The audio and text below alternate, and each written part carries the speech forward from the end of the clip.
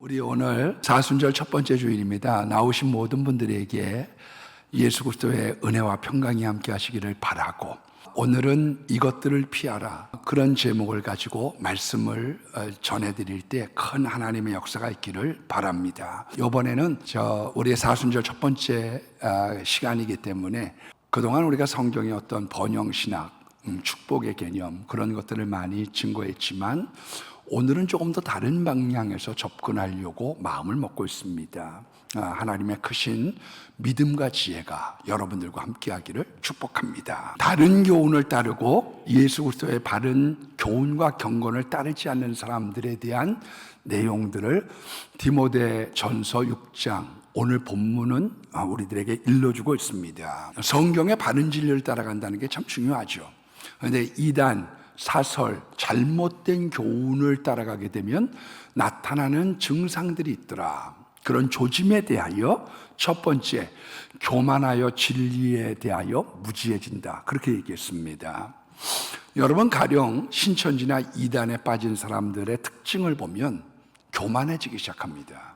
잘못된 길을 걸어가면 영적인 교만들이 쌓이기 시작하는 거죠.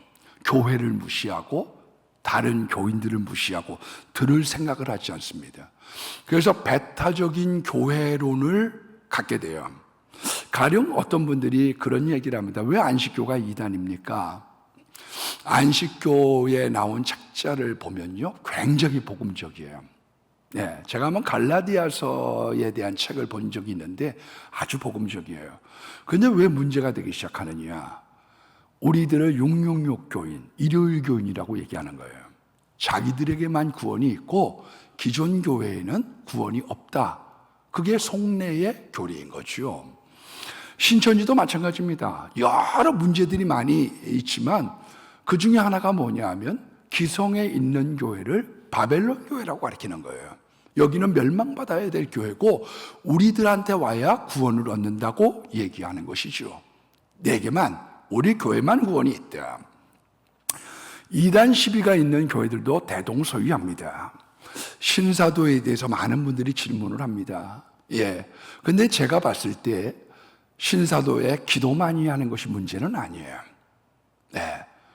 요는 어디에 있느냐 하면 에베소서 4장 11절로 12절에 보면 교회의 직분을 사도와 선지자와 복음 전하는 자와 목사와 교사로 두셨다. 근데 자기들은 선지자라 이거예요. 그러니까 목사님들이나 이런 분들은, 교사들은 목사님과 교사 같은 뜻인데 우리들보다 밑에 있다고 생각을 하니까 자꾸 고집을 부리고 자기의 뜻대로 가려고 하다 보니 교회에 분쟁이 생기고 교회에 문제가 발생이 되어지는 거지요. 여러분, 인터컵에 대해서도 어떤 분들이 많은 질문을 합니다. 왜 인터컵이 중동에 가서 선교를 하고 목숨을 걸려고 하는 그런 마음을 가지고 선교하는데 그건 기존 교회에 문제가 있는 것 아니냐? 요는 어디에 있느냐? 최바울 씨의 말을 들을 거냐? 아니면 그 교회의 담임 목사의 지침을 따를 거냐? 그럴 때 난 최바울의 선교사님의 의견을 따르겠다. 그리고 교회를 나가버리게 되니까 자꾸 괘씸죄들이 많아져서 이게 자꾸 커지게 되는 거죠. 왜 이런 현상이 나타납니까? 저 교회보다는 여기가 낫다고 하는 말을 해야 이 사람들이 여기 머물 것 아니에요. 여기나 저기나 다 좋다. 여기보다 저희가 더 낫다.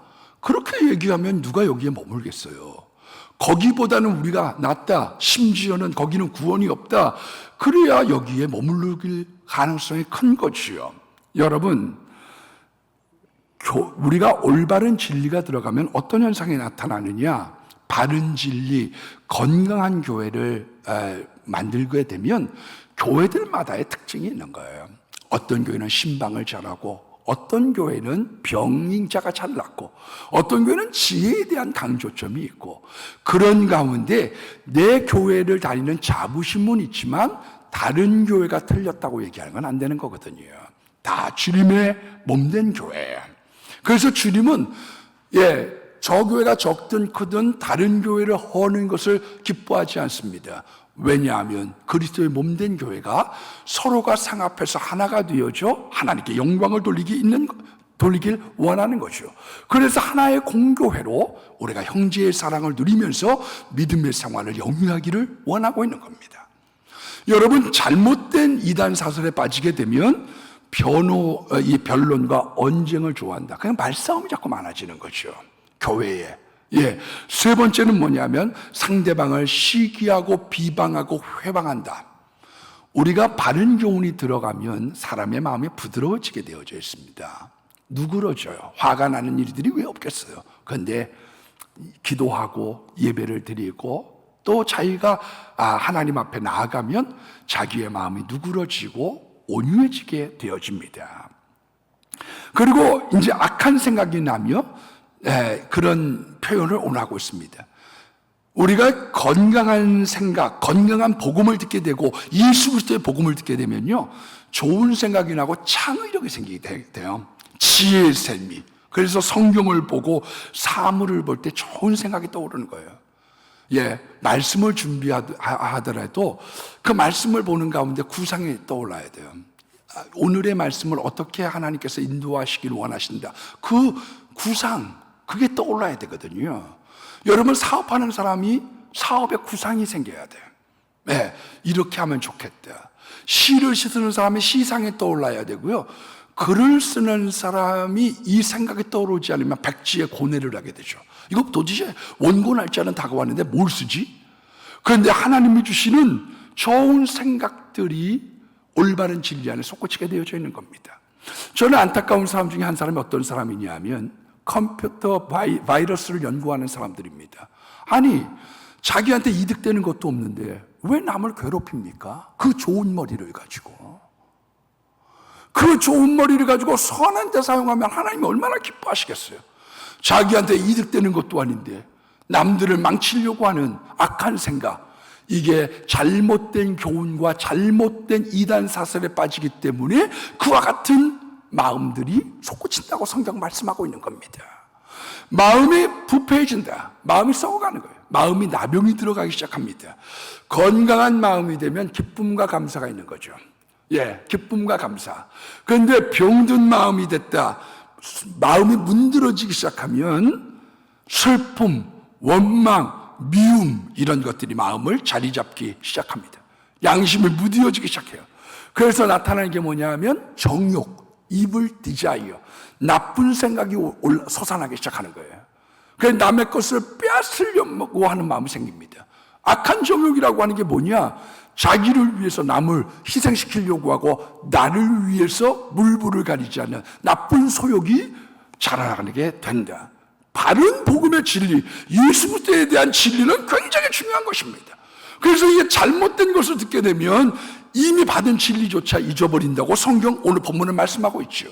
그래서 디모데전서 1장 19절 말씀해 보면 양심을 버렸고 믿음에 관해서는 파선했다.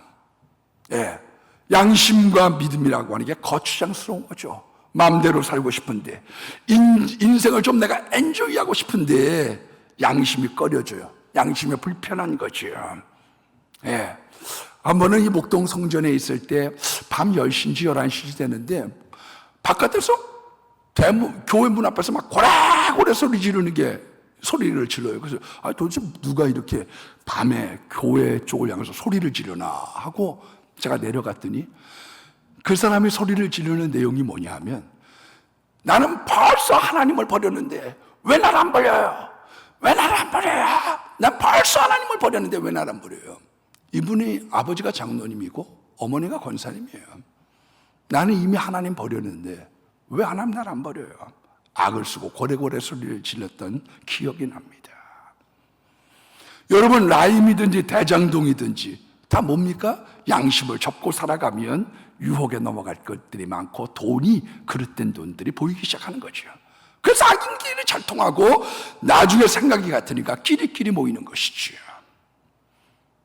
여러분, 경건을 이익의 재료로 생각하기 시작합니다. 그래서 교회 생활을 하다가 이 주님을 믿는 것은 이 불교 말로는 염불에는 관심이 없고 잿밥에만 관심을 두는 그런 문제가 되어지는 거죠.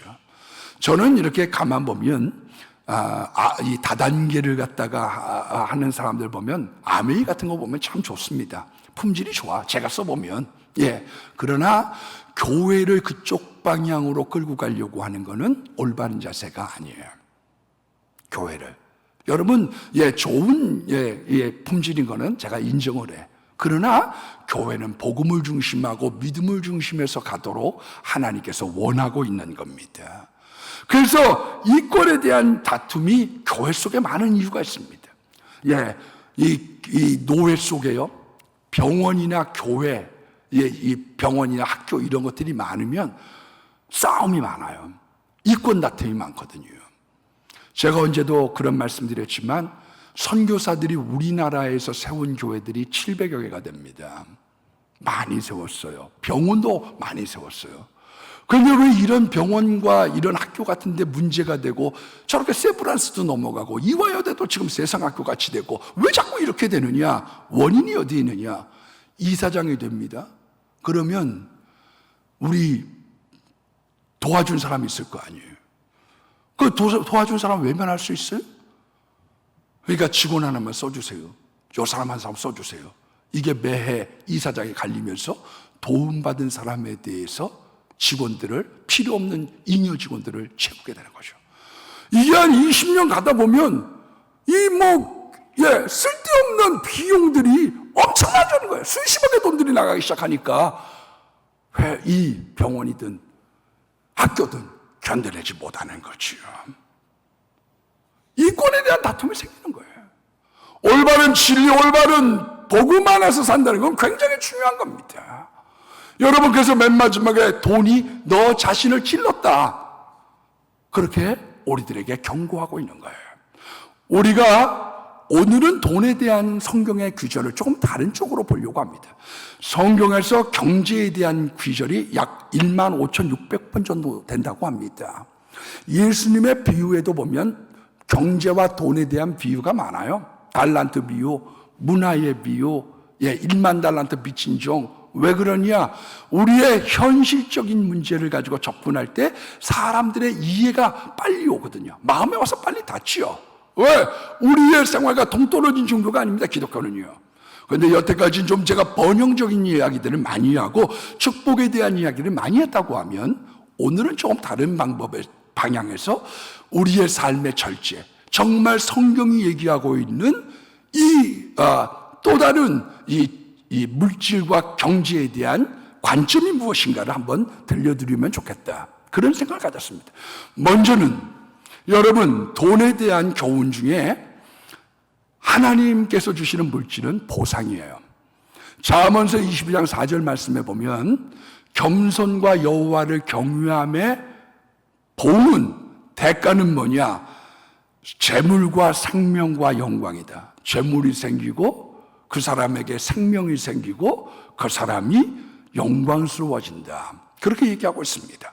잠언서 8장 17절로 18절 말씀에도 보면 거기에 나타난 잠언서 8장에 나타난 하나님은 지혜의 하나님인데 그 지혜의 하나님을 우리가 모시고 살면 장구한 재물이 있다. 3년 있다가 잠깐 쨍하고 해 뜨고 그 다음에 재물 떠나서 몰락한 삶을 살아가는 게 아니에요. 제가 보면 3년 정도 좋고 그 다음에 고생바가지로 살아가는 사람들이 있어요. 그런데 장구한 재물을 너에게 주겠다. 근면한 자에게 하나님께서 물질을 주신다고 말씀하고 있습니다. 그래서 잠언서 10장 4절의 말씀에 보면 손을 게으르게 놀리면 가난하여지고 손이 부지런한 자는 부하여지느니라.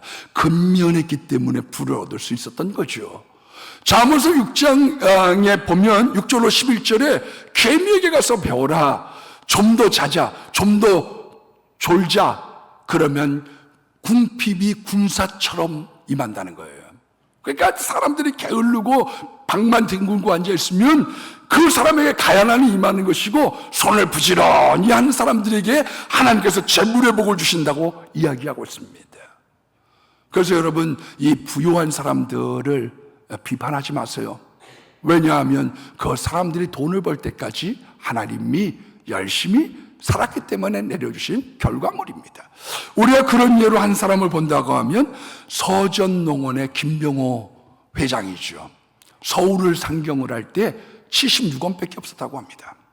근데 이 사람이 이쑤시개 하나도 8등분을 한 거예요. 그래갖고 아껴서 써서 결국 거부가 됐는데 68세의 나이에 카이스트에 300억을 기부를 했습니다. 그리고 아내와 아들이 동의를 해서 300억을 기부를 했죠. 아름다운 일 아니에요? 여러분, 그래서 우리가 돈을 번 사람들을 폄훼하는 것은 올바른 것이 아닙니다. 예, 재물은 은사기 때문에 신명기 8장 18절 말씀에 보면 내 하나님 여호와를 기억하라. 그가 내게 재물을 얻을 능력을 주셨다. 그러니까 돈 버는 머리와 공부하는 머리는 다른 거죠. 달라요. 정주영 씨가 무슨 공부만 해가지고 돈 잘 버는 건 아니죠. 그러나 아침만 되면 돈 벌 생각이 떠오르더라. 네. 이 모든 것들이 하나님의 보응으로 축복과 물질이 주어진다고 이야기하고 있습니다. 두 번째, 전도서 10장 19절 말씀해 보니까 돈은 모든 것에 이용되느니라. 예, 이 돈 가지면 모든 것이 원활해지는 거죠. 잠언서 10장 15절 말씀에도 보면 부자의 재물은 견고한 성이요 가난한 자의 궁핍은 패망이니라. 예, 제가 이렇게 재판 같은 것도 보고 나면요, 돈 없어서 지는 경우가 적지 않아요.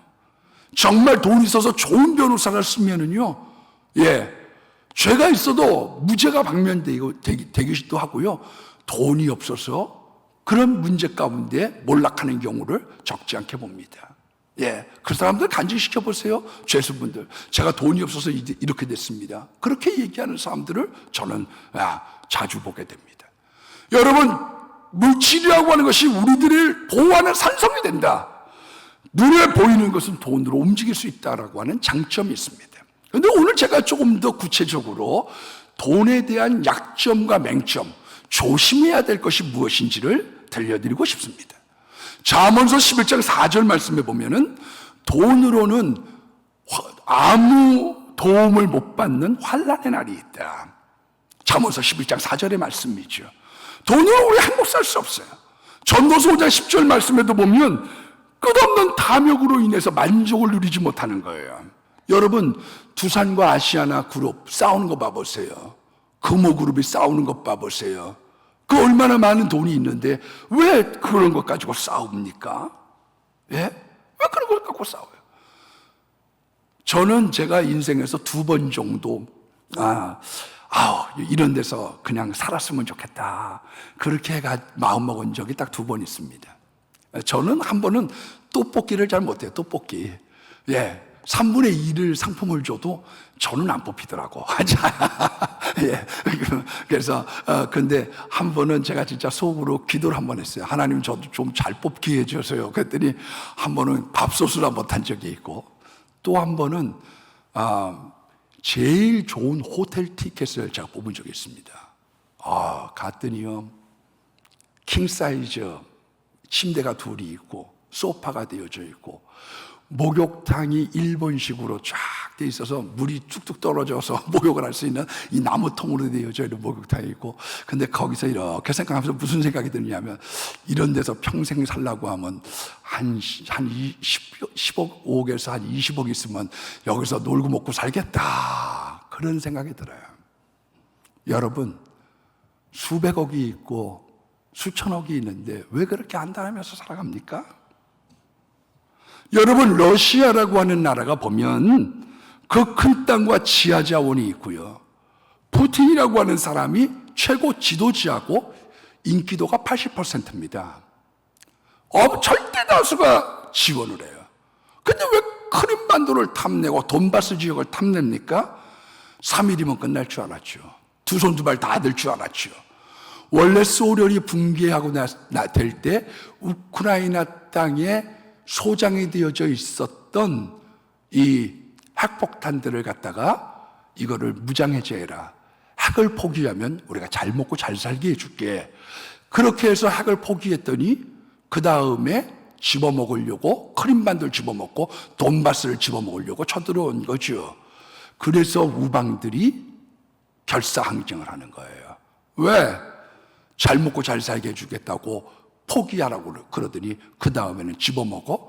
이건 공의가 아니야. 이러면 세계 역사에 오점을 남긴다고 생각하기 때문에 이 사람들이 이번에도 뭐 미국이 5억 달러를 지원해 주겠다. 왜 그렇게 얘기하느냐? 이렇게 되면 전 세계의 역사의 구도가 올바른데 누가 이제부터 핵을 포기하겠어요? 문제의 원인이 거기에 있는 거지요. 탐욕으로 말미암아 자족이 없는 거예요. 아모스 2장 7절 말씀에 보면 자기만 아는 사람이 된다. 자기밖에 몰라요. 여러분, 우리 구두쇠하고 수전노는 좀 다릅니다. 우리는 구두쇠가 구두에 새를 박아갖고 걸어다니는 사람으로 알고 있지만 그게 아니라 굳은 사람이라는 뜻입니다. 구두쇠는. 네. 그래서 굳은 마음으로 돈을 모았다. 그게 구두쇠고요. 수전노라고 하는 건 뭐냐면은 노자가 노예 노자예요. 돈을 지키는데 노예가 된 거예요. 네. 그러니까 돈이 시키는 대로 하는 거지요. 돈의 노예가 됐어요. 윌리엄 피터라고 하는 사람이 쓴 글이 있습니다. 어느 소년이 길을 가다가 5달러짜리 지폐를 줍게 됐습니다. 얼마나 마음이 기뻤는지 그 다음부터는 돈 주스려고 땅만 쳐다보고 가는데요. 수천 개의 동전, 또 지폐, 그리고 3만 개의 단추, 머리핀을 5만 4천 개 주셨다고 합니다. 이 사람이 골로새 3장 1절 말씀처럼 살리심을 얻었으면 위의 것을 바라봐야 되는데 땅만 보다가 넉마주 인생으로 끝난 거죠. 넉마주 인생. 세 번째로는 구원과 하나님의 은사는 돈으로 살 수 없어요. 돈으로도 못 가요. 하나님 나라. 하나님의 은사는 돈으로 살 수 있는 게 아닙니다. 사도행전 8장에 보면 마술사 시몬이 빌립 때문에 은혜를 받고 따라다니게 됩니다. 그런데 어느 날 베드로와 요한의 분회에 참석을 했더니 베드로와 요한이 안수할 때 성령이 임함을 보고 돈을 들여 가로되 저에게도 이런 은사를 주옵소서. 그때 베드로가 얘기하죠. 너는 이도에 관계할 것이 없고 하나님의 은사를 돈을 주고 살 줄로 생각하였느냐? 은과 함께 너는 망할지어다. 그래서 이 사람이 영지주의 이단이 됐지 않았습니까? 여러분, 우리들이 하나님의 은사를 돈으로 살 수 있는 것도 아니지만 하나님의 은사를 돈으로 자꾸 환산하려고 하는 것도 하나님 기뻐하는 일이 아닙니다. 그래서 세상에 있는 재능은 돈 버는 데 유익해요. 네, 돈이 들어가고 돈 버는 데 유익합니다. 어떤 사람이 피아노를 한다, 성악을 한다, 돈 들어가고 돈 버는 데 유익해요. 재능이라고 하는 건 그런 거예요. 그런데 하나님의 은사는 돈으로 우리가 다 살 수 없고, 그리고 돈 버는 데 이용하는 걸 하나님이 좋아하지 않습니다. 그래서 마태복음 10장 7절로 8절에 거저 받았으니 거저 주어라. 어떤 분이 그러기 때문에 병 고치는 은사를 받았습니다. 그 사람에게 헌금하세요. 그럼 내가 기도해 줄게요. 내가 예언의 은사를 받았습니다. 돈을 내시면 내가 예언해 드리겠습니다. 그거는 가짜 선지자이죠. 제가 어떤 교회에 대한 아쉬운, 안타까운 이야기를 한번 들은 적이 있습니다. 굉장히 큰 교회인데, 목요일마다 아마 기도를 해줬었는 모양이죠. 교인들이 많이 있다가 보니까. 근데 요청을 했는데, 계속 기다려도 기도 순서가 돌아오지 않더라는 거예요. 근데 얼마 있더니, 교회에서 전화가 왔어요. 전화가 오더니, 빨리 받을 수 있는 방법을 가르쳐 드리겠습니다. 200만 원을 헌금하시면 연결을 금방 시켜 드리겠습니다. 그거는 하나님의 방법이 아니에요. 그건 교회가 타락해 가고 있는 증거죠. 하나님의 은사는 돈의 거래가 아닙니다. 여러분, 오늘 본문 9절의 말씀을 보니까 부하려 하는 자들은 시험과 올무와 여러 가지 어리석고 해로운 욕심에 떨어지나니 곧 하나님께서 파멸과 멸망에 빠지게 하는 것이다. 그래서 더 부하려고 하다가 사람은 파멸과 멸망에 빠지는 거예요. 자기에게 주는 몫이냐. 이 권혁봉이라고 하는 분이 신문에다 기고를 했는데 이분의 직분은 모르겠어요. 목사님인지 장로님인지 집사님인지 모르겠어요. 근데 자기 동네 수선공에 대한 이야기를 신문에다 기고를 했습니다. 그 내용이 이런 거예요. 이 구동소송가 20여 년의 오랜 직인데 어느 날 가방끈이 그려져서 갖다 맡겼더니 저는 이거 못해요. 저는 구두를 수선을 하는 사람이지 가방을 수선하는 사람이 아닙니다. 그 이야기를 듣고 구두 닦는 것도 전공과 비전공이 있구나, 그런 생각이 들더래요. 그런데 어느 날 이 등산용 가방이 끈이 끊어져서 찾아가서 여기 바늘로 좀 쿡쿡 찔러서 좀 박아달라고 얘기했더니 이분이 알겠다고 그래서 쿡쿡 박아주고 신발도 광을 내주더래요. 돈을 드렸더니 한사코 만류하면서 그만두시라고 하면서 우리 둘의 사이가 돈으로 맺어진 관계는 아니잖아요. 돈 주고 받을 사이는 아니잖아요. 그렇게 계속 안 받더랍니다. 근데 때마침 거기를 멍하니 그 구두방 수선하는 데를 쳐다보고 있노라니까 어떤 젊은 청년이 와서 이야기하기를 아버지가 주신 구두인데 이게 광이 좀 좁으니 좀 넓혀달라고 얘기를 합니다. 아이, 안 고쳐져요. 그랬더니 아버지가 주신 건데 좀 신고 다니고 싶어요. 통사정을 하니까 그분이 이렇게 얘기를 합니다. 구두 수선하는 사람이 두꺼운 양말을 신고 2, 3일 다니다 보면 광이 넓어져서 편하게 신고 다닐 수 있습니다. 이거 좋은 구두인데 손대면 망가집니다. 그러고서 이 청년을 보내더라는 거예요. 그러면서 이 권혁봉이라고 하는 사람에게 뭐라고 얘기하느냐. 내 돈이 따로 있어요.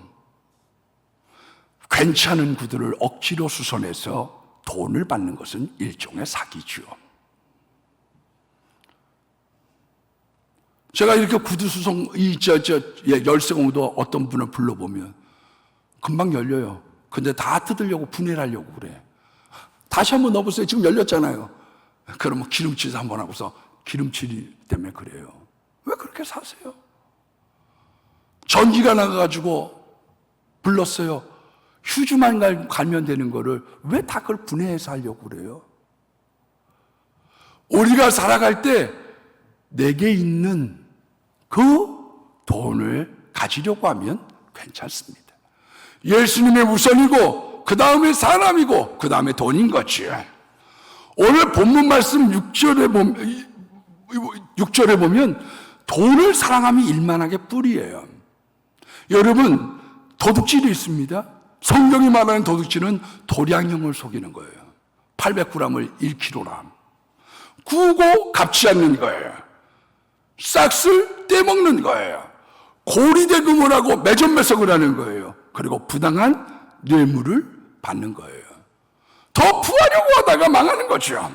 그래서 발람이라는 사람이 자기 지금 국제적인 선지자가 되는데 더 많이 부를 착취하려고 하다가 불의의 싹 때문에 멸망하고 말았고요. 가룟 유다가 은 30에 예수님 팔고 말았고요. 아나니아와 삽비라가 물질의 문제에 걸려 넘어져서 구원으로부터 멀어진 것이지. 돈을 사랑하면 일만하게 뿌리가 됩니다. 여러분, 우리가 그래서 모든 범행의 밑뿌리를 파보면 어떠냐면요, 그 밑에 돈이 계제가 되어져 있는 거예요. 돈에 대한 미혹을 받기 시작하는 거죠. 돈에 대한 미혹을 받게 되면 이런 결과가 나타납니다. 첫 번째가 세상 염려가 많아지는 거예요. 그러니까 줄 담배를 피우는 거죠. 술 없이 이 세상을 어떻게 살아?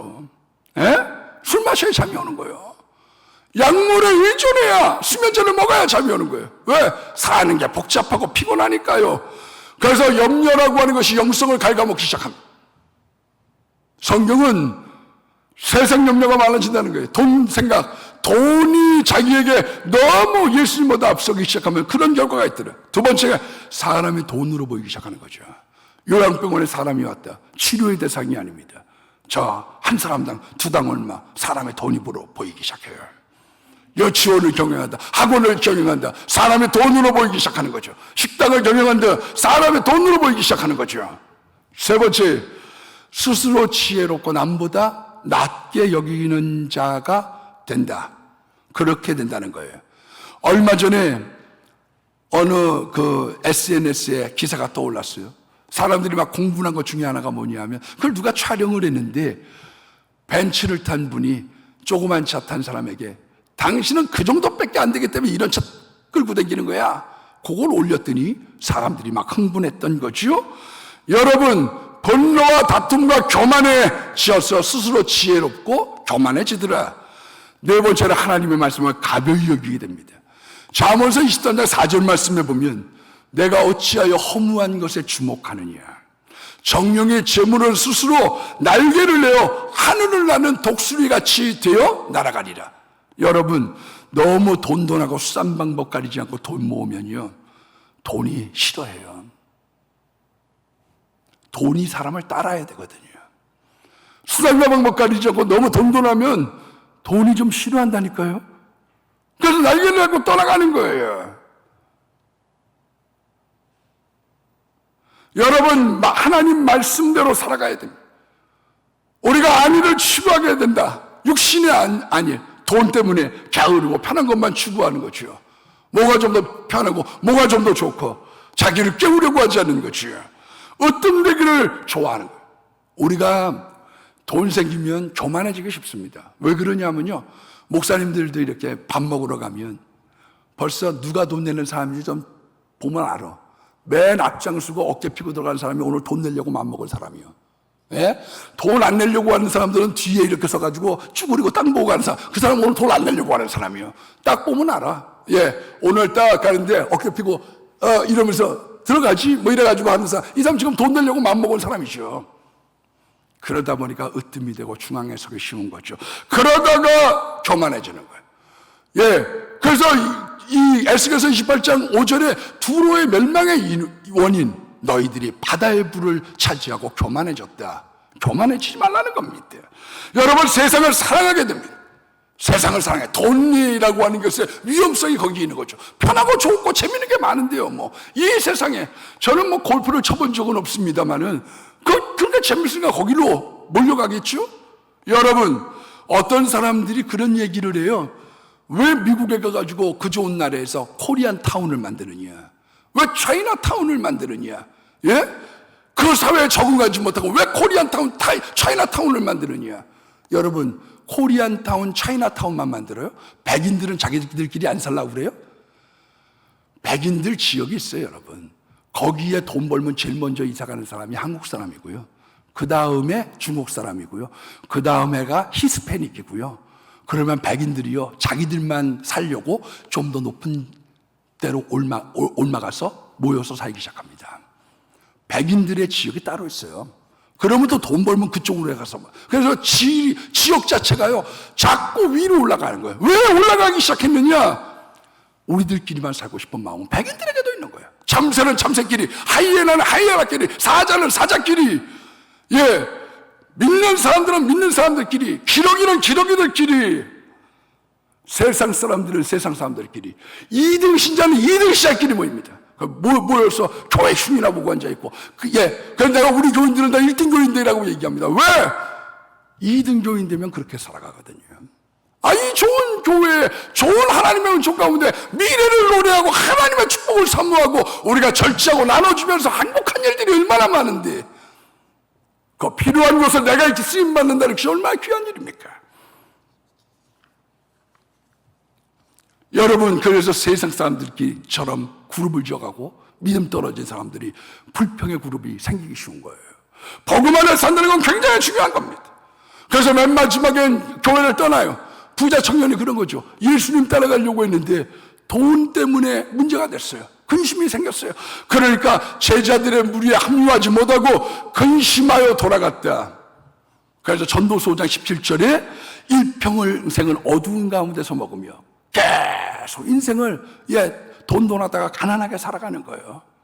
즐겨보지도 못하고 음지에서만 살고 번뇌와 병과 분노가 있느니라. 화나는 일이 많은 거죠.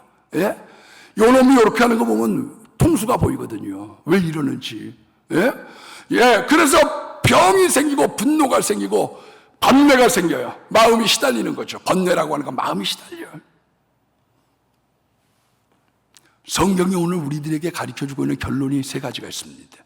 첫 번째가 잠언서 27장 24절 말씀처럼 대저 재물은 영원히 있지 못하는 아니야. 물질만 추구하는 것을 바람을 잡는 삶이라고 얘기하고 있는 거예요. 시편 91편 말씀처럼 여호와를 의뢰하는 자는 해할 자가 없는 거예요. 하나님이 우리의 보호막이 되시고 우리를 지켜주시는 거예요. 얼마 전에 어떤 분이 그런 얘기를 저한테 들려주더라고요. 아유, 저 흉을 굉장히 많이 보더래. 그래서 제가 기분이 되게 나쁘더라고요. 그런데 가만히 그 생각을 하며 제가 저를 더듬어 봤습니다. 내가 남의 흉을 본 적은 없나. 그걸 첫 번째 생각했어요. 두 번째는 주님께서 내게 방패가 되시는 거고 내 앞길에 말씀을 사모하는 자들에게 장애물이 없는 거예요. 이번에 기도 제목에도 하나님 흉은 다 사라지고 하나님께서 좋은 소문이 날 수 있도록 도와주십시오. 기도 제목도 쓰고. 여러분, 하나님을 의지하면 해야 할 자가 없습니다. 두 번째, 구제하는 겁니다. 그래서 우리가 하나님에게 외상 놓고 살아가는 방법이 뭐냐? 가난한 자들을 도와주는 것은 여호와를 꾸이는 것이라. 하나님에게 외상 놓고 살아가는 사람이요. 요한 웨슬레는 많이 벌고 많이 저축하고 많이 나눠주라고 그랬습니다. 그 사람은 가난했던 부했던 한결같이 사실은 28파운드로 살았다고 합니다. 자기의 삶의 기준을 갖고 평생을 살았죠. 잠언서 11장 24절로 25절 말씀해 보니까 구제하는 자는 풍족해질 거라고 얘기했어요. 그러니까 구제하는 교회, 구제하는 가정, 구제하는 개인들이 풍족해집니다. 맨 마지막 오늘 본문에 있는 말씀처럼 11절로 12절에 있는 말씀처럼 의와 경건과 믿음과 사랑과 인내와 온유를 따르라. 믿음의 선한 싸움을 싸우라. 영생을 취하라. 우리가 예수님을 붙잡고 사는 삶을 하나님께서 원하고 있는 것이죠. 오늘 나온 분들에게 이 성경의 교훈대로 우리가 번영의 신학도 있습니다. 축복의 말도 있습니다. 그러나 내 자신을 절취하고 내가 돈보다 예수님을 사랑하고 믿음의 길을 떠나가기를 원하시는 주님의 근본적인 이 말씀을 우리가 마음에 담고 인생을 승리하는 영생을 얻는 분들이 되기를 주의 이름으로 축원합니다.